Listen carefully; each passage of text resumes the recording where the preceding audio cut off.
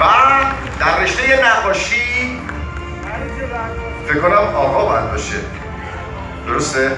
آقای شورش نصیری 1358 آذربایجان غربی به افتخارشون دست بزنید.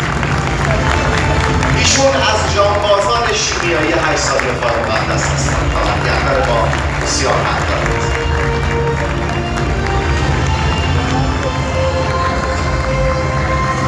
مبارکشون باشه نشان.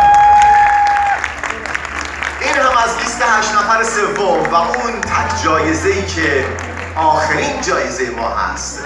آخرین هدیه ما میرسد به پیشکسوت رشته خوشنویسی جناب آقای علی اکبر قاسمی. به افتخارشون دست بزنید.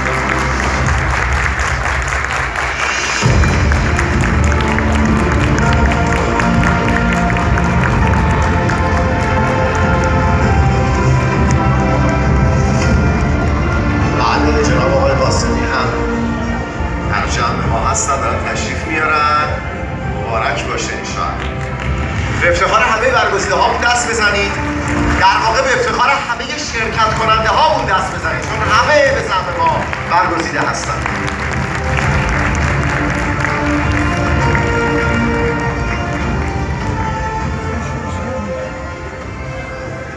خیلی خیلی ممنونم از همه عزیزانی که لطف کردن، تشریف آوردن و اهدای جایزه کردن.